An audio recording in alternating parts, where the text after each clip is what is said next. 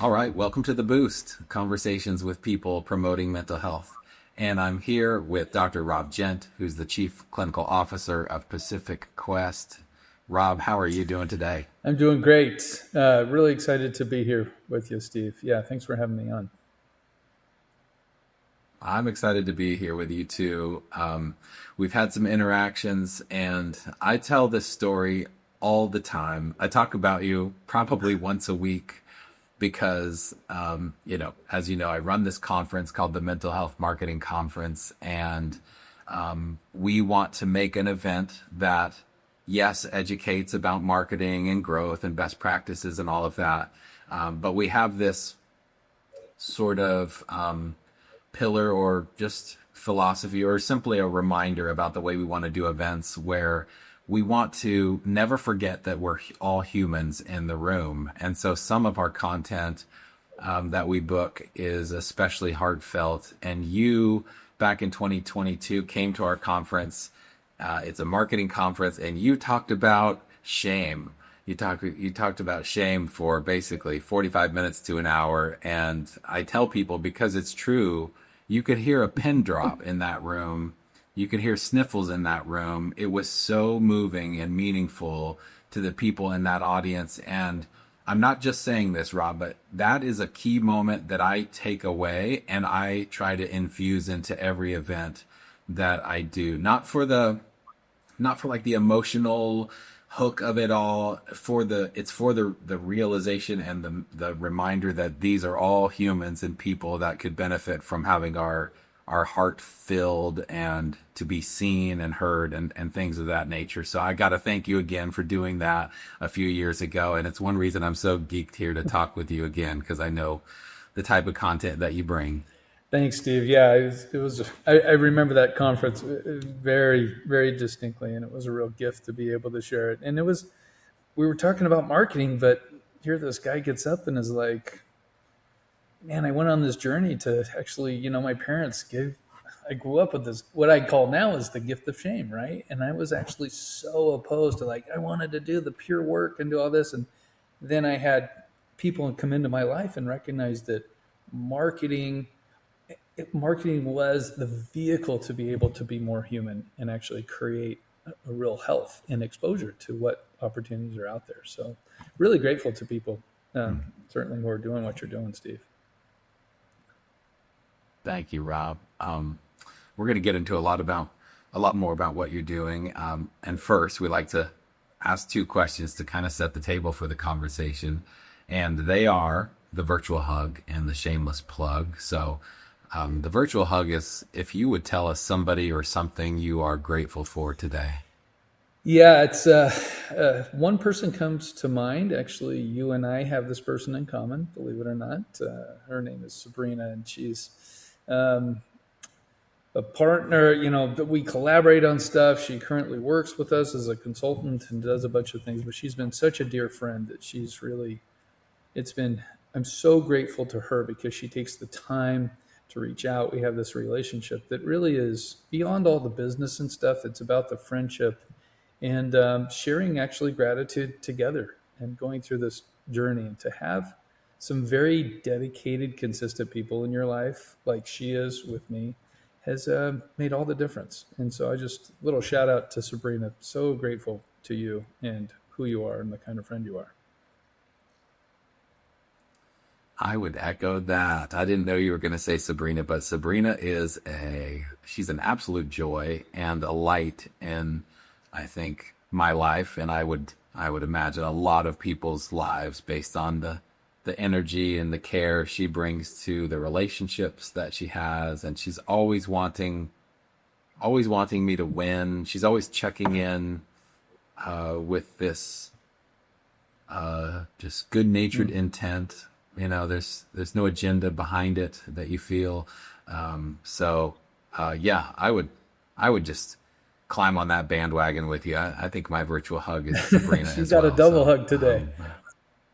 she got to get up. I don't normally do one, That's but in that great. I love case, it. 100%. Awesome. Yeah. Good call. Well, that's awesome. Well, tell us your shameless plug, which is, instead of me reading your bio, you're the one doing this work day in and day out. So tell us about Pacific Quest and tell us about your work as the chief clinical officer there. Give us some Yeah, I love the context. title, shameless plug, right? So you don't feel bad for. Yeah, so I have the absolute privilege. I co-founded a behavioral health company for over 18 years, and had the opportunity. I saw some deficits when we talk about mental health, specifically with adolescents and families and young adults. Looking at their mental health was actually intimately connected to their physiological health. And so I knew that there was this need and wanted to really lead the way, looking at research, working with people, just to be able to say, okay, where are we headed and what's happening? So the shameless plug really is about me being able to join Pacific Quest. Pacific Quest has been around for over 20 years. We're on the big island of Hawaii. And it's, as you can imagine, it's an incredible. It's summer all year round, right? The water's warm, the summer, so it really is amazing to get these families and these kids, if you will, into an environment where we're actually doing incredible, what I call experiential activities. So, how many families do you know who have done talk therapy and they've gone to it for years and years, but at some level, if that's not working, they actually need to do something a little bit more. And so, yeah, we get them and we get them into an experiential environment. And it's not only that we're doing therapy and we're able to attune what's happening emotionally, but it's really fabulous to see them actually start eating in a way that is super healthy, that they're actually moving every day. They're gardening, they're participating. I mean, it is really fabulous to see a lot of our kids. We'll do blood panels and actually see their BMI, their blood level, all of that. They're with us over 3 months. You'd be amazed to see the before and the after pictures just of their physiological health. And you can imagine, see what happens to their emotional and relational health. Goes right up. It's really an amazing thing. So my shameless plug is PQ does an exceptional stuff, but it's not just doing psychotherapy. It's integrative medicine, it's functional psychiatry, and it's the relational emotional work. Okay. So yeah, you mentioned it's experiential, it's residential. Tell us, and thank you for that. Tell us a little bit more, and maybe for, both the layperson or the clinician, about the sort of relational and the developmental frameworks that you're operating on. Why is this a different approach?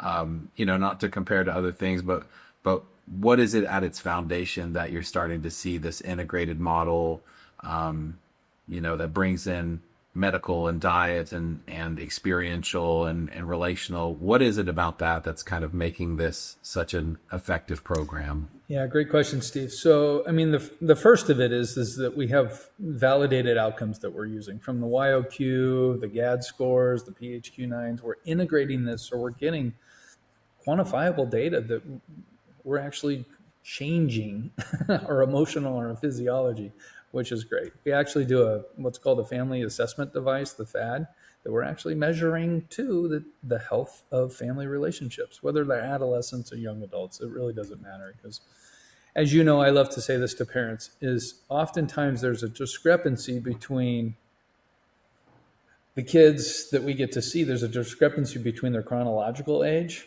and their emotional developmental age. And that's often really hard for parents to rectify, like, oh, okay.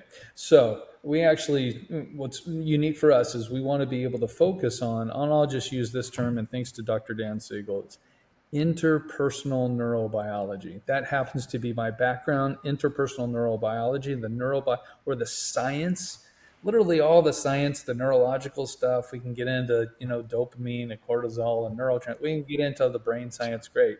But my expertise is understanding our physiology, how that's impacted by relationship. And it's quite profound. So we can actually do blood work and see what's happening in micronutrients. You'd be amazed at how many clients we see are short on copper or zinc, and this affects their mood. I mean, there's all this research. It's amazing.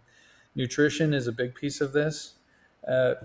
If you're for those therapists out there, you guys know it's like, man, if you do work with adolescents and you're like, gosh, why are they not opening up? Why is there not clarity of thought and vulnerability? And you realize they're surviving on the last 2 days on a bag of Oreos and some Cheetos. It's a little bit like, oh gosh, that's actually affecting their ability to think clearly and engage and all of this other stuff. So yeah, so PQ is really focused on what I call integrative health. So taking these three domains, integrative psychiatry, functional medicine, and developmental psychotherapy, and tying them all together. Because I think we know now that taking one piece out of the puzzle, you're missing the whole picture. And if you get into a traditional medical model, similar to, we talked a little bit about the Mark Hyman approach, is that we want to treat the source that changes the symptoms. How many people look just to dampen out the symptom? It's like, well, the symptom will actually come back if we don't take care of what the source is. And we'll actually look at a bunch of medications. We're not anti-medication, but we want to titrate medication. Mm-hmm. But here's the reality, Steve, is they haven't developed a pill yet for shame. I mean, if there's a pharmacy that could do that, you'd be a gazillionaire, right? That'd be amazing. My last guest actually was talking about Dan Siegel and the four S's, sort of safety and being seen and soothed, and how does because you're talking about physical, kind of physiological, connected with integrated, connected with functional medicine, but how and where does trauma, sort of trauma informed care maybe play into all of that? Or because it's one thing to be surviving on Cheetos and Oreos, and as a parent, I'm not a doctor, but I can see, when a kid is running off of Lucky Charms at 10 o'clock at night, like there's a couple things that you could tweak that, could potentially, have some different outcomes than maybe what I see is frustrating the parent in that moment. And I'm not here to say, I know, the model for parenting. I'm not saying that, but I am saying it does impact us. You could send that kid to talk therapy as much as you want, and there's some other forces at play. And so it's another thing to be surviving, looking for food, or to be, food insecure, or, to have other trauma in your life that is creating that lack of safety in their lives. Like, how and where do you see that kind of cropping up, and is that connected to shame, or are those two sort of separate topics? So I'm actually going to borrow the hand model from Dan Siegel. I use this all the time. We talk about the hand model of the brain, and our brain stem, our emotional system, and our cortex, our rational brain, and we develop stem up. And what's fascinating is we know when we start to get a little overstimulated or whatever that be, that those connections, literally the neurosynaptic connections from our rational brain, will literally act like a fraying rope, and pink, pink, pink, and they'll actually disconnect. And we know that the synaptic connection will actually break. And the term is called what? Flipping your lid. So here we know that the rational brain is not talking to the emotional brain or the physical brain. So when we talk about trauma, I love that you're bringing this up. Trauma, let's define what trauma is. Trauma is really any experience or memory that exceeds our ability to cope. It exceeds our ability to cope. What's interesting about that is, what does it mean to cope then? That's the next question, right? What does it mean to cope? Coping means that I can actually take a memory and our experience and make physical, emotional, and rational sense out of that experience. And we call that a coherent narrative. So you guys have probably heard the term narrative therapy. Why do we do narrative therapy? It's about telling my story. It's about integrating whatever experience and memories have exceeded my ability to make sense out of that. And when I don't make sense out of it, Bessel van der Kolk wrote a beautiful book called The Body Keeps the Score. That trauma gets stored below the cortex in our limbic system and our emotional system. So what is this to say?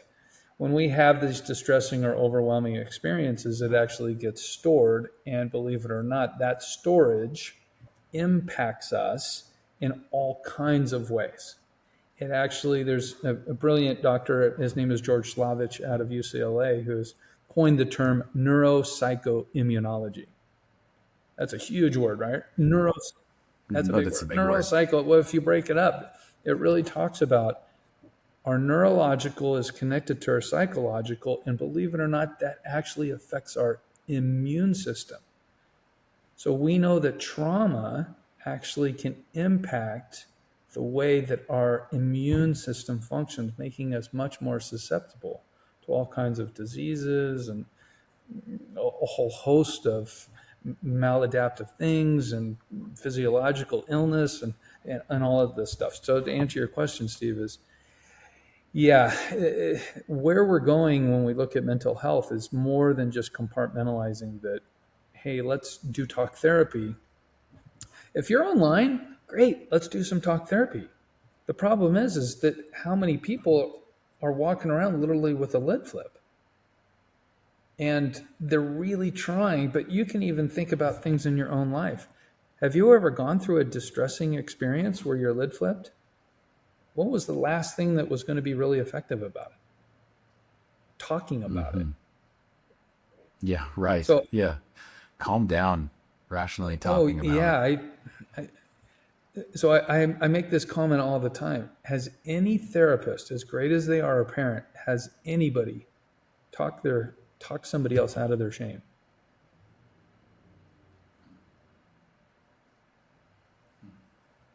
I love that you're giving it some thought, Steve.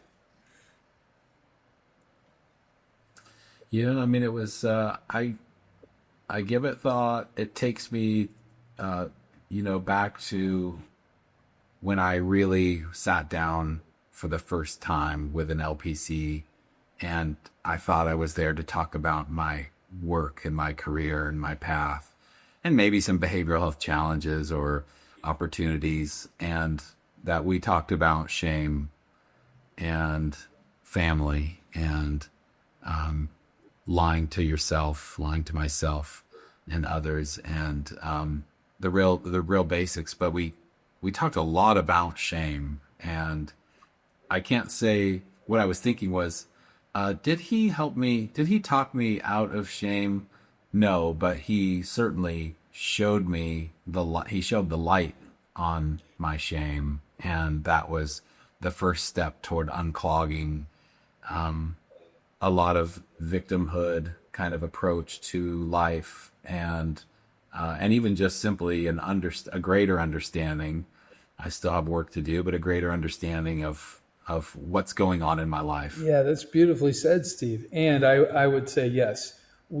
Nobody's ever talked anybody out of their shame, because what's below our rational brain has no capacity for language, which is really fascinating if people think about that. Like, it has no capacity for language. So we actually need experiences that the emotional system and our nervous system only learns and grows through experience. So what is the only real resolution to shame is creating experiences. And a profound one, I'm going to use this term, is profound experiences of empathy. So you can think of, what does Brene Brown say? Empathy is the only antidote to shame. But it's an experience of empathy. It's not just the words of empathy. So what I'm saying about this whole thing is it's really surprising to a lot of people, that I'm sure maybe you were surprised at this too, is that when we start to unpack our compensations, maybe in our behaviors or for our frustrations, when we peel those away, for a lot of people, it becomes like, oh gosh, I didn't realize how much self-doubt I had, or it was really about, I don't feel great about myself. And that lack of sense of self-worth is actually the absence of a sense of self, is what we call shame. It's the absence of self. The feeling like, gosh, what value do I have? Am I lovable? Am I those things? And I be honest with you, Steve, there's a lot of research out there. We have an epidemic of a lack of a sense of self in our society. That's fascinating. I mean, I've heard the loneliness epidemic. I've heard, different things. I've never quite heard that, that we have a lack of a sense of self epidemic. That's what he said. Yeah, there's an epidemic of a true lack of a sense of self. Now, let me define a sense of self. A sense of Yeah. self is what we would term a. I'm just going to use the term again, but it's really a neurobiological experience of worth. What I mean by that is that my whole entire being, below my not my rational brain, but my emotional brain, my brain stem, all of that is that I have experiences that I have worth. So let me ask you this question: when does a sense of self begin? I mean, please correct me because I probably have a caveman understanding of all of this, but I understand it that there's some great marketing books that talk about, your lizard brain or the amygdala or sort of that reptile brain that is very much in the soup or the swamp of our minds. And so for you to say it doesn't understand language, a certain part of our system or our brain doesn't understand language, that's fascinating to me. And I didn't know that. But it's probably somewhere along the line of, being able to, I can't wait to hear how you reroute this. But I'm just gonna say what I'm thinking, which is, along the lines of being able to realize that we're more than maybe simply an animal, that we have a language or word process to connect with someone else or think outside of the moment. We can think into the future. I think about, like, whatever you think about the story of Adam and Eve, like the moment of becoming a human is sort of like the scales falling off our eyes of realizing what we're not, which is simply animals. That's a real clumsy circle definition that I would love to hear your Yeah, response no, to. thanks for that, Steve. So I could just reframe the question a little bit. Is that if we have a sense of worth, that we have an experience that we are valuable, the question is that when does that begin? The answer is, believe it or not, it begins in utero. Long before our rational brains develop, the fetus, believe it or not, and think about a little infant, their lower system, because remember, we develop stem up. Have you ever seen you see an ultrasound? The Yeah, cortex isn't yeah. there. They look like a gigantic tadpole, right? So we know it's all nervous system, autonomic nervous system, and the beginnings of our emotional system, our implicit memory, if you will. So what's fascinating is we know we can actually measure fetal mother attachment in utero.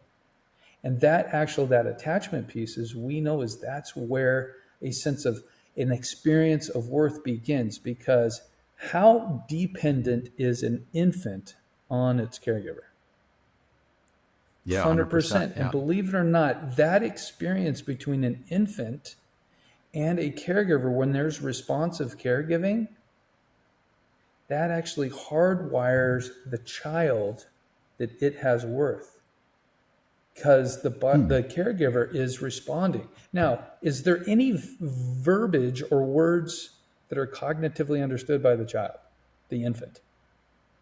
No, they're pre-verbal. No. So Yeah. our nervous system and our emotional system begins to develop because of the experience that I get with a responsive and nurturing caregiver. And we could talk about attachment. That happens to be my background. But what's interesting is, believe it or not, infants get hardwired in utero and outside, as throughout this developmental period. 0 to 3 to 5 is the most vulnerable, but really that is this phase that if we have responsive caregiving, we get hardwired for having an experience that our body experiences that we have value. Conversely, infants and young children who have trauma, what do they develop? The shame, that questioning if I have worth, gets hardwired in their system. That's why shame is so hard to begin to work on and resolve. is because it's much lower than our thinking brain. We need relational experiences, believe it or not, to actually counteract that. There's a little bit of research out there, a lot of research that talks about that our stress response and this experience of cortisol, when we have stress responses, is actually significantly attached to social emotional behaviors like shame. How many people you know are experiencing some stress these days, and I'm overwhelmed, my anxiety's too high, all of that. To understand that that is significantly tied to a sense of shame, we need to work on both, not just one. Was that more than you wanted, Steve? I don't know. You're a treasure. No, it's just exactly everything I've wanted, and not known a lot of it. I learn a lot from you. Thank you for sharing it. No, it's just exactly what these conversations are meant for. Let's stop for a second. We'll take a quick break, and then I want to come back with quite a bit more from you. So we'll be right back with more from Dr. Rob Gent. At Term Productions, we craft experiences that connect, engage, and inspire. From dynamic conferences to powerful storytelling, we bring ideas to life through planning, production, and promotion, so your audience doesn't just listen, they remember. Ready to make an impact? Let's build something unforgettable together. Visit turn.productions to get started. All right, we're back with more from Dr. Rob Gent. And the second half of this conversation, Rob, I would love to hear from you about sort of the future. You've been in youth mental health for decades, and what do you see as, oftentimes an expert in a role like yours? Nobody knows the future per se, but you can certainly see, kind of peek toward the horizon and see maybe what's coming. So in the next 5 or 10 years, what do you envision are some of those changes or advancements that get you excited? Having been in this for a while, but really looking at the research and looking at some of the demographics and where we're headed. And I think to look towards the future is to look towards what we're currently struggling with as well. And so, in my field, what are we seeing? We're seeing so much of a failure to thrive. Young adults are kind of held up in the basement. There's this lack of motivation, a sense of helplessness. Parents in particular. The parent therapy / coaching is a significant part of the future. Certainly.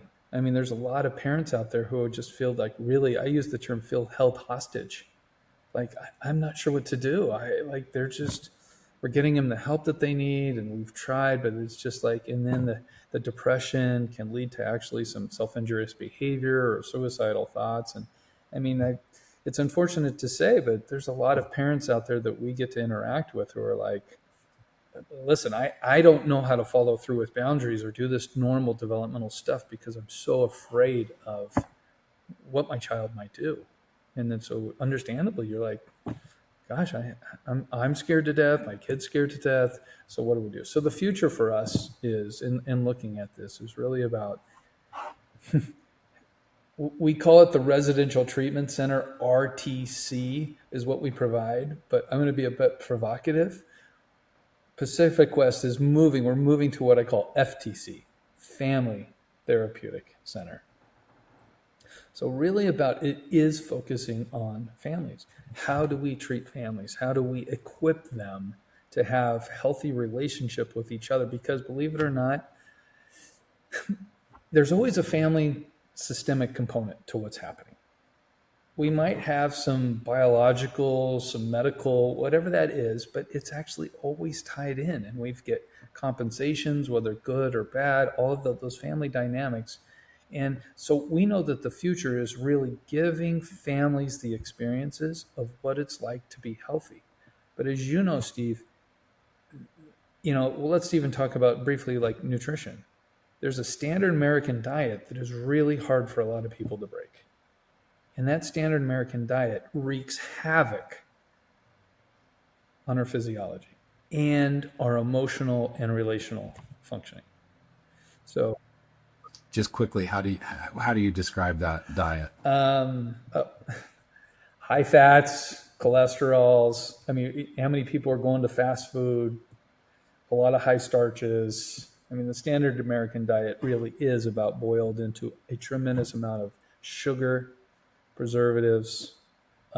It's just not beneficial to our cognitive, physiological health.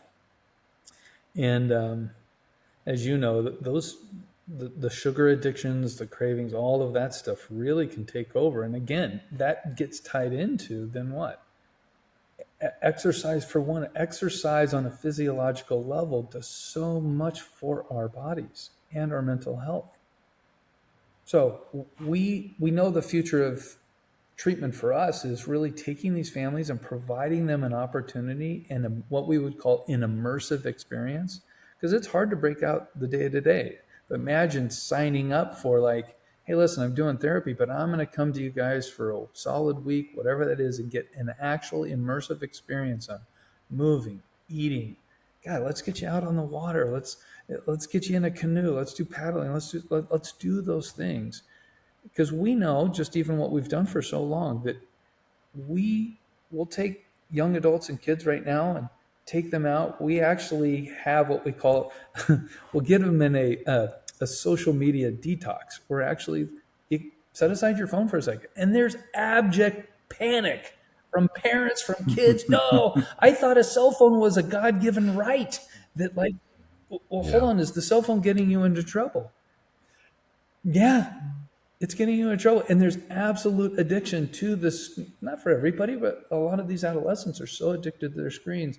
And I tell you what, Steve, it's been amazing to see they come in an environment that actually restricts that on the front end. You can imagine their level of anxiety, their ability to be in the present moment, their ability to enjoy activities is transformed.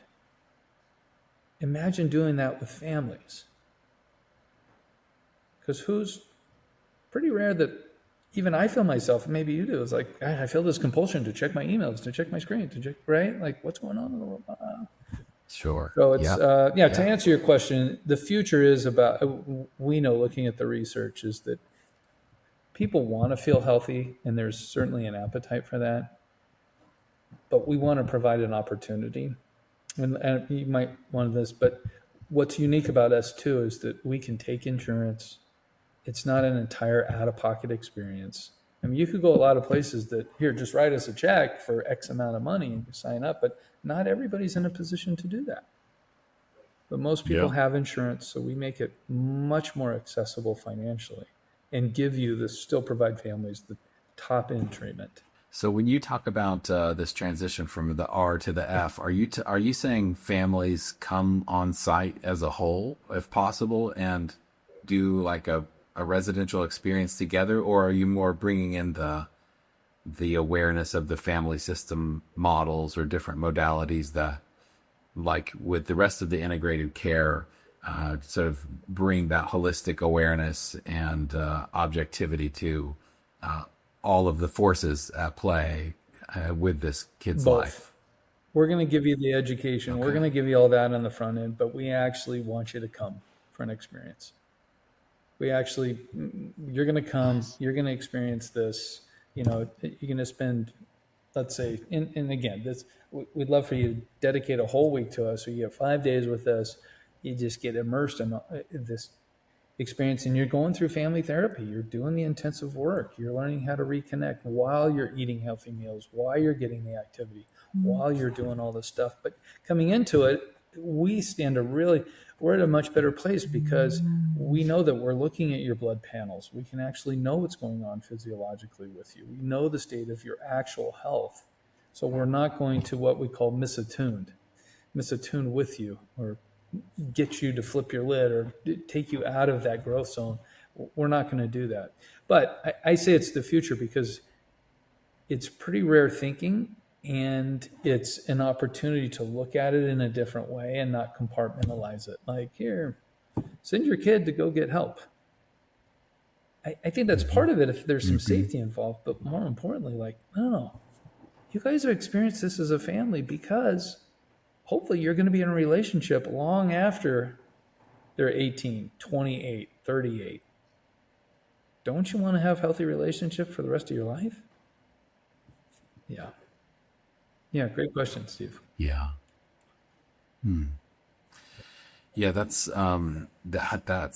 compelling. As a parent, I mean, it hits home for me in a special way.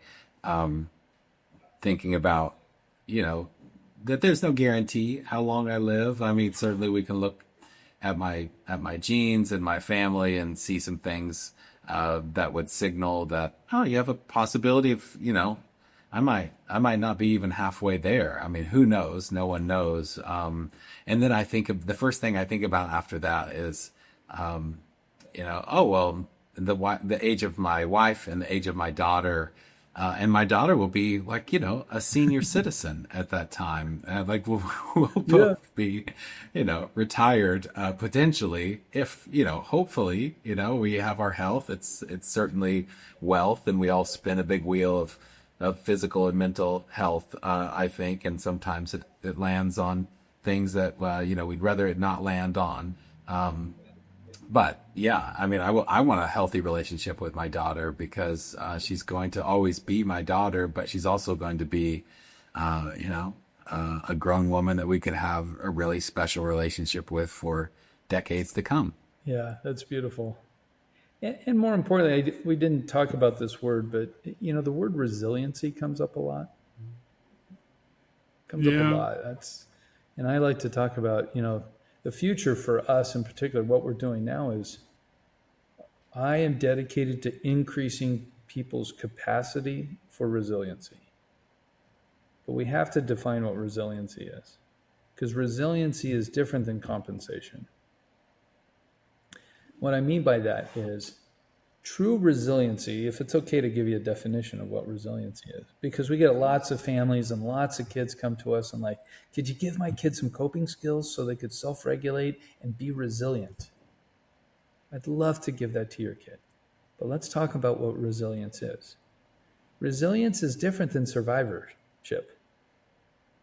There's some people who are good survivors. We have to be careful not to call them, that's not exactly resiliency if it's survivorship. So taking resiliency is this ability to go from what we call a sense of self, or a positive, where there's regulation, a positive experience of what we call affect. So I have a baseline of a positive affect where I have good relationships, I have a sense of self-worth, that sense of being grounded, and I have secure bases. I can do that. I can actually move from that positive affect through negative affect, experience stress, and actually come back to this place of positive affect. That's a real sense of resiliency. And think about your daughter. I'm sure one of your goals is to let her experience such security and have such a base that she can go through all that life's going to throw at her. But where do you want to get back to, Steve? You don't want it to disrupt her sense of self or her ability to trust in your relationship. Yeah, back to center or potentially stronger. And I would love to know your thoughts about this. It's an idea that comes up pretty often for me. That it's from an author I really like, Nassim Nicholas Taleb, and he writes a book called Anti-Fragile, and he talks about systems that break with because of impact. On glass is a good example. You drop a plate of glass on the floor and it shatters, in part because it's so smooth. And then you have systems that are kind of resilient or rugged, like concrete. It doesn't really break too much. And then there are systems that are anti-fragile, which actually can benefit from shock to the system. And I mean, ideally, I would want to see my daughter be able to, handle the things in her life that at least bring her back to center, that don't shatter her, and that she has the opportunity to become even stronger, or even I don't know, more resilient, if that's the right word, but I, yeah. I think it is the right word, and I like what you're alluding to because there's a word out there that I use. It's called hormetic. Are you familiar with this word? A hormetic effect. No. Hormesis, or this hormetic effect, is something that if we have enough sense of self or we're grounded, we can be resilient to stresses and anxiety and whatever that is. We can actually be resilient to. There's people who are die and adversarial stuff happens in our life. We're actually resilient to that, but more importantly, the term is called hormesis, that it actually, the stress, if it's appropriate, healthy stress, actually strengthens us. Yeah. So if you think, I always think about vegetables are a great example. You probably don't want to eat a vegetable that's raised in a sterile environment without any wind or stress. Would you want to eat a really green head of lettuce or a really white head of lettuce? We actually want to eat the green head of lettuce that's organically grown and experienced. And we can talk about strawberries.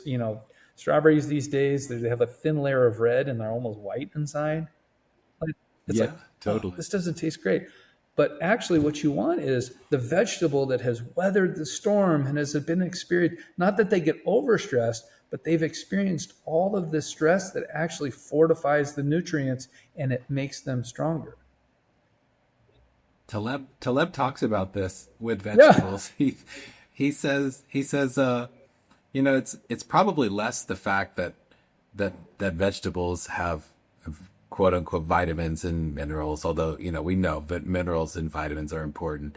But he said it's most likely that it's poison. It's pesticides that are naturally occurring to keep the bugs away, that when we put it into our body, it's just the right amount of stress that our body can overcome it without being damaged or killed. And so we become stronger beings by eating vegetables because we're eating these like robust plants that have to ward off the wind and Well, bugs. it's kind of like getting the flu vaccine, right? You get a little flu in there and then actually like fortifies. So my point is that like, back to your saying, there's so much fragility that we're experiencing in our society for whatever reasons. And so much, I get overwhelmed and I need an anti-anxiety medication or all of this stuff. So, and that's not inherently bad, but what we want to get back to is this sense of like, how do we really build resilience through this hormetic effect that our kids and our families can endure the stress? Because that actually gives you an opportunity for, I'll be bold. If we can find meaning in the suffering and do all that, we can actually experience joy in our lives rather than happiness. Happiness is about the avoidance of suffering. I want my kids and us and families to actually find meaning in suffering and to be able to experience joy. That's our ultimate game, to be honest with you. Yeah, and to your point earlier, like you said, well, I get overwhelmed by the anxiety, and is it appropriate to say, like myself, like you were talking about shame and the lack of the sense of self. So you could say, my sense of self gets overwhelmed or shut down, or